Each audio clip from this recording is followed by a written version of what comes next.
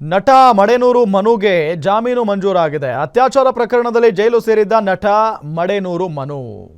ಜೈಲು ಸೇರಿದ್ದ ಮಡೆನೂರು ಮನುಗೆ ಈಗ ಜಾಮೀನು ಮಂಜೂರಾಗಿದೆ.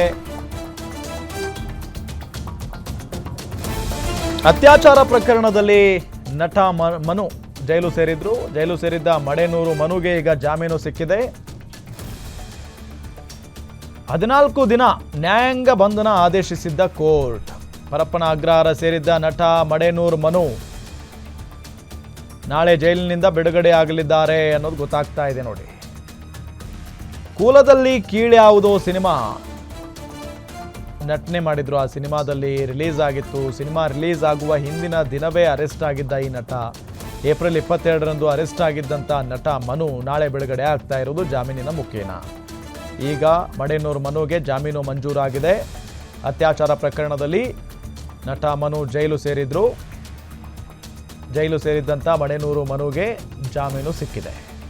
ಒಬ್ಬ ಸಂತ್ರಸ್ತೆ ನಟ ಮಡೆನೂರು ಮನು ಮೇಲೆ ಒಂದು ದೊಡ್ಡ ಆರೋಪವನ್ನು ಮಾಡ್ತಾರೆ. ಅತ್ಯಾಚಾರ ಮಾಡಿದ್ರು ನನ್ನ ಮೇಲೆ, ಹಾಗೆ ಹೀಗೆ ಅಂತ ಹೇಳಿ ಭಾಳಷ್ಟು ಆರೋಪಗಳನ್ನು ಮಾಡಿದರು. ಅದರ ಪರಿಣಾಮ ನಟ ಮಡೆನೂರು ಮನು ಜೈಲು ಸೇರಬೇಕಾದಂಥ ಪರಿಸ್ಥಿತಿ ಆಯಿತು. 14 ದಿನಗಳ ಕಾಲ ನ್ಯಾಯಾಂಗ ಬಂಧನಕ್ಕೆ ಕೋರ್ಟ್ ಒಪ್ಪಿಸಿತ್ತು. ಅದಾದ ನಂತರ ಈಗ ಅವರಿಗೆ ಈಗ ಜಾಮೀನು ಮಂಜೂರಾಗಿದೆ. ನಾಳೆ ಬಿಡುಗಡೆ ಆಗಲಿದ್ದಾರೆ ನಟ ಮಡೆನೂರು ಮನು ಅನ್ನೋದು ಗೊತ್ತಾಗ್ತಾ ಇರುವಂಥ ವಿಚಾರ. ಪರಪ್ಪನ ಅಗ್ರಹಾರ ಸೇರಿದ್ರು ನಟ ಮಡೆನೂರು ಮನು. ಅದಾದ ನಂತರ ಒಂದಿಷ್ಟು ಬೆಳವಣಿಗೆಗಳಿಗೂ ಕೂಡ ಸಾಕ್ಷಿಯಾಯಿತು. ಮನು ವಿರುದ್ಧ ಬಹಳಷ್ಟು ಆರೋಪಗಳು ಕೇಳಿಬಂತು. ಜೊತೆಗೆ ಅವರೇ ಅಭಿನಯಿಸಿದ್ದಂಥ ಮೊದಲ ಚಿತ್ರ, ಹೀರೋ ಆಗಿ ನಟಿಸಿದ್ದಂಥ ಮೊದಲ ಸಿನಿಮಾ ಕುಲದಲ್ಲಿ ಕೀಳ್ಯಾವುದೋ ಸಿನಿಮಾ ತೆರೆಗೆ ಅಪ್ಪಳಿಸ್ತು. ನಾಳೆ ರಿಲೀಸ್ ಆಗುತ್ತೆ ಅಂತ ಅಂದರೆ ಇವತ್ತು ಮನುನ ಅರೆಸ್ಟ್ ಕೂಡ ಮಾಡಲಾಯಿತು. ಸೊ ಅದಾದ ನಂತರ ಕುಲದಲ್ಲಿ ಕೀಳ್ಯಾವುದೋ ಸಿನಿಮಾ ಅಷ್ಟೇನು ದೊಡ್ಡ ಮಟ್ಟದಲ್ಲಿ ಸದ್ದು ಮಾಡಲಿಲ್ಲ. ಜೊತೆಗೆ ಮಡೆನೂರು ಮನು 14 ದಿನಗಳ ಕಾಲ ನ್ಯಾಯಾಂಗ ಬಂಧನದಲ್ಲಿದ್ದರು. ಏಪ್ರಿಲ್ 22ರಂದು ಅರೆಸ್ಟ್ ಆಗಿದ್ದರು ಮನು. ನಾಳೆ ರಿಲೀಸ್ ಆಗ್ತಾ ಇರೋದು, ಅದು ಕೂಡ ಜಾಮೀನಿನ ಮುಖೇನ.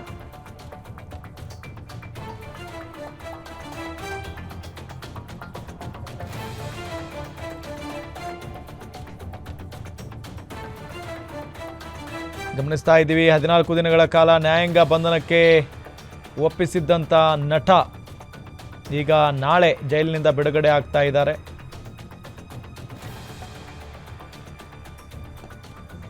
ನಿಮಗೆಲ್ಲ ಗೊತ್ತೇ ಇದೆ, ನಟ ಮಡೆನೂರು ಮನು ಕಾಮಿಡಿ ಕಿಲಾಡಿ ಶೋನಲ್ಲಿ ಭಾಗಿಯಾಗಿ ಒಳ್ಳೆಯ ಹೆಸರನ್ನು ಮಾಡಿದ್ದಂಥ ಒಬ್ಬ ಕಾಮಿಡಿಯನ್.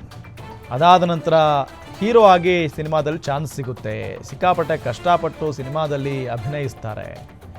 ಇದೆಲ್ಲದರ ನಡುವೆ ಕಾಮಿಡಿ ಕಿಲಾಡಿಯ ಸಹ ನಟಿ ಒಂದು ದೊಡ್ಡ ಆರೋಪವನ್ನು ಮಾಡ್ತಾರೆ. ನಿರಂತರವಾಗಿ ನನ್ನ ಮೇಲೆ ಅತ್ಯಾಚಾರ ಆಗಿದೆ ಮಡೆನೂರು ಮನು ಅವರಿಂದ. 2 ಬಾರಿ ಅಬಾರ್ಷನ್ ಕೂಡ ಮಾಡಿಸಿದ್ದಾರೆ ನನಗೆ. ನಾಗರಬಾವಿಯಲ್ಲಿ ಒಂದು ಬಾಡಿಗೆ ಮನೆ ಮಾಡಿಕೊಟ್ಟು ನನ್ನ ಅಲ್ಲೇ ಇರಿಸಿದ್ರು.